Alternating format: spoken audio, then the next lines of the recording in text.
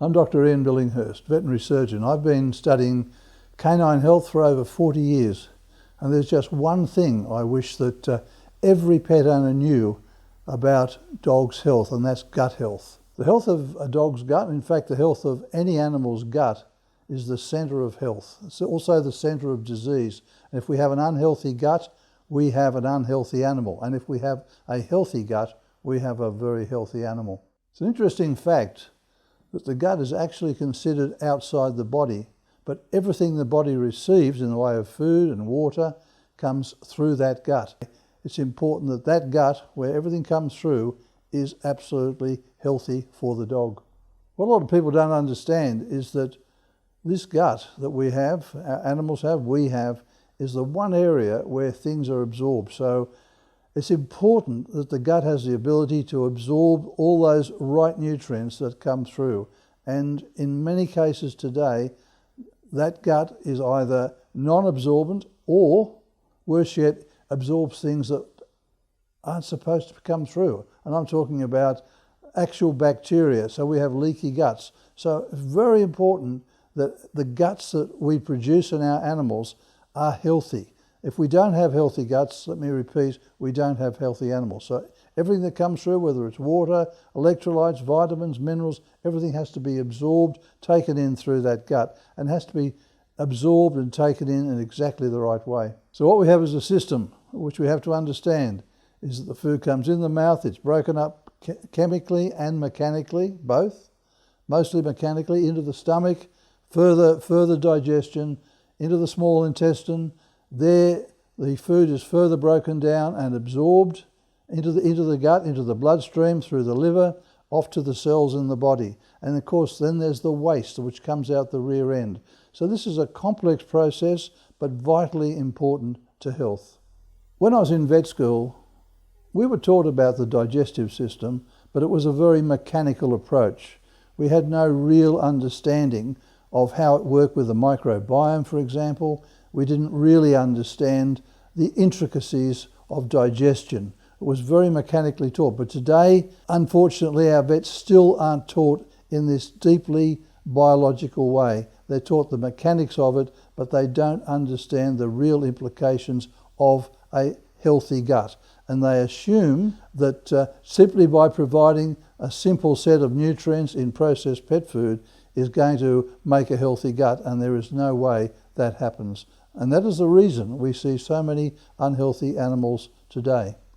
I want to talk to you about the enormous health issues that dogs today are facing, and these are issues that their ancestors never had to deal with. Our dogs have for millions of years lived a life where there was no burden from modern chemicals and other toxins in the world. So they lived off clean land.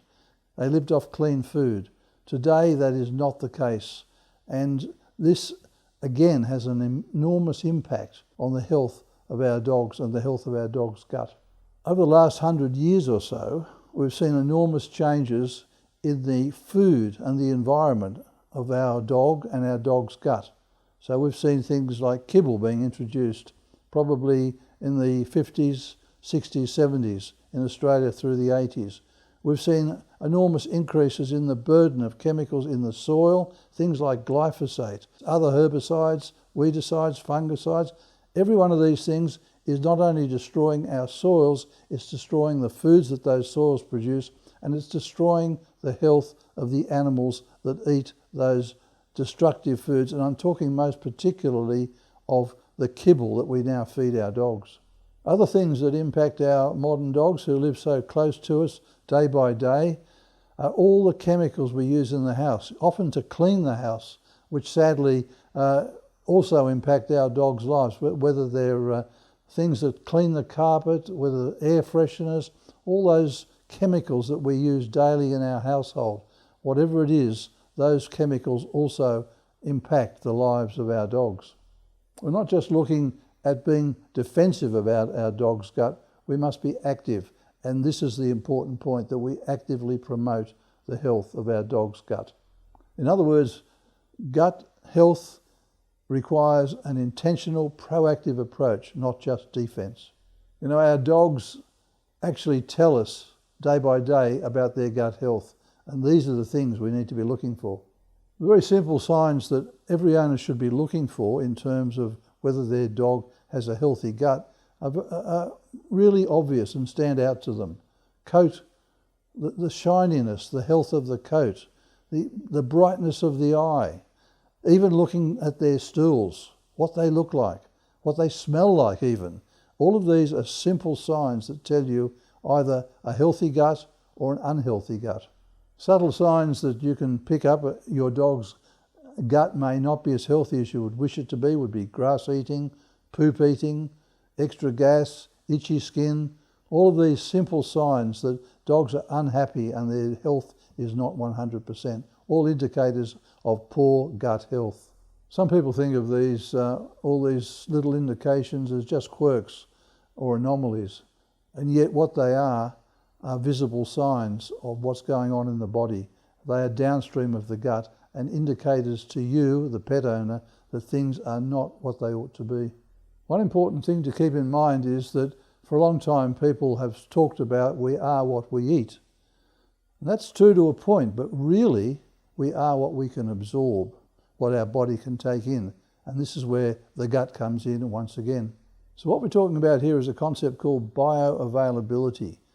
And bioavailability is very important because it all talks about what the food is like and what the gut is like. And it's a relationship between the food and the gut. And can that gut take in the food or the nutrients it requires? Are they available in the right way from the food it's eating? And that, again, requires a very healthy gut. A very simple example of something being lacking in bioavailability would be where you would feed an entire piece of carrot to the dog and the carrot passes through. Nothing is available. Now that's a very simple example, but of course it becomes more complex than that. But this is what you have to think about. Are the nutrients in the food I am feeding available to my dog? And this is again where the health of the gut comes in. I've often seen people come out of pet food stores on their shoulders carrying huge bags of kibble. And that food, well, it's not very great food in the first place, but what nutrients it does contain often pass straight through anyway because of the impairment of that gut. So once again, this illustrates the importance of a healthy gut. And the only way we can get that healthy gut is through the food that we feed to our dogs. A lot of people buy very expensive food for their dogs. Now, that's wonderful, but that's wasted if their gut does not absorb the nutrients, if we have an impaired gut. So keep that in mind at all times. I see this very much so in our older dogs. The older dogs that have lived for years with an unhealthy gut, and we see enormous problems with these dogs. Our dogs today, the vast majority of them, are eating food as prescribed by the vet. It's a kibble. It's got nothing, it bears no relationship to the raw whole foods they've been eating for literally millions of years. The food they co-evolved with. And that co-evolved situation is so important to the health of our dogs. And today, what they eat is something that bears no relationship to the raw whole foods they actually require and their body requires to work with in order to both obviously get a healthy gut and to absorb those nutrients they require. So what we do to our dogs today, in my opinion, is horrific. Our dogs have some characteristics that a lot of people don't really appreciate or like. And the fact is, our dogs are scavengers, and for millions of years they've eaten food that we might regard as rotten and revolting. It was actually fermenting food. Fermenting food, whether it was fermenting bones or fermenting vegetables from the gut of their prey. So part of their requirement for a healthy gut very much is the requirement for fermented foods, and I can't emphasize that enough. Our dogs were designed to eat food that is actually active biologically, including bacteria. And people are afraid of bacteria, and yet the gut is the very area where the body interfaces with the outside world. And part of that outside world is bacteria. And the immune system is there to live in harmony with those bacteria and other microorganisms. And this is the sign of a healthy gut, the ability and the necessity to eat fermented food. It's all part of this one enormous co-evolved system between dogs and their raw whole food diet. It's not absolutely necessary for all of their food to be fermented, of course. It's only a small portion that requires to be fermented. That's got to be, and that is in line with the way they evolved. They didn't always eat fermented food, but they had something, and that small portion was vital to their health. And the interesting thing about fermented food is that dogs are attracted to it. Now, why are they attracted to it? We don't really know. Is it the smell? Is it the taste? Is it something else? We don't actually know. But the fact that they are attracted to it, to fermented food, tells us that they actually require it because it's built into their into their genome. It's something they co-evolve with. And I can't really emphasize this enough. We have to look at the background, the evolutionary background of our dogs, see what they ate, and know that if they are attracted to something that comes from that period of their background, their evolutionary history, this is what we should try and mimic. And fermented foods are one of those items. Not in huge amounts, but in small amounts.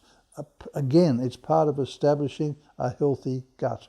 And you know, a very simple example of how dogs just love fermented food is the fact is something that we all know. We know that dogs will take bones and bury them and dig them up later, all smelly and rotten and decomposing and horrible, and consume them with gusto and delight.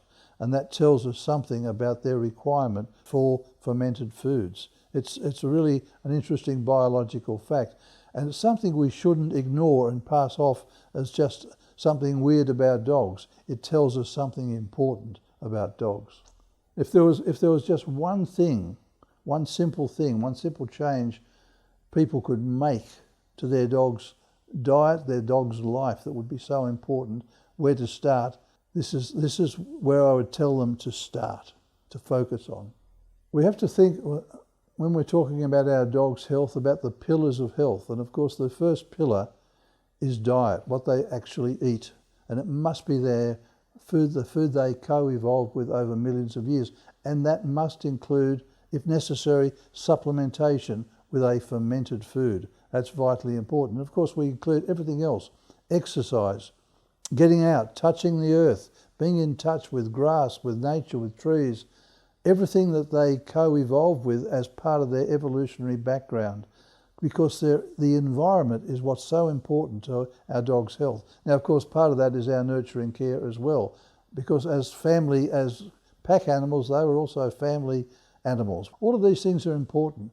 We need to put all of these together, but central to our thoughts here today are keeping the gut healthy with diet and fermented foods as either a supplement or part of that diet. One of the things we notice when we switch animals to a much healthier lifestyle, which includes a healthy diet and which looks very much like the environment they co-evolve with, we're going to see enormous changes to things like activity. They're going to be much more mobile.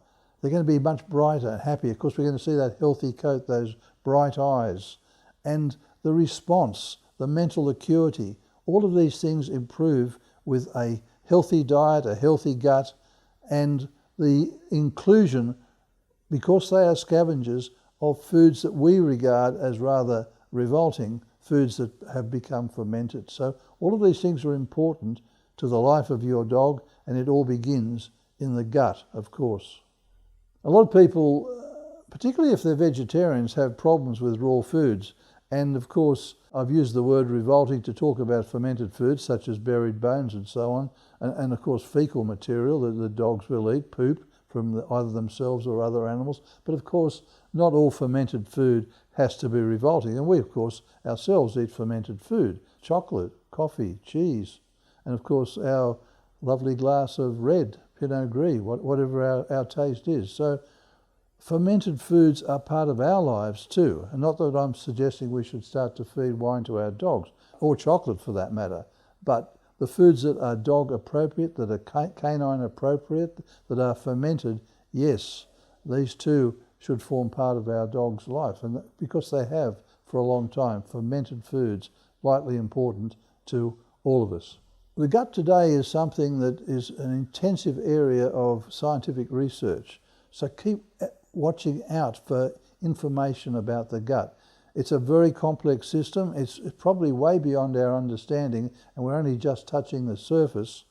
But as we learn more, you will become more and more convinced of the importance of the health of the gut to your dog, and of course the hidden implication in all of this to the health of yourself. So let's keep ourselves and our dogs healthy with healthy guts.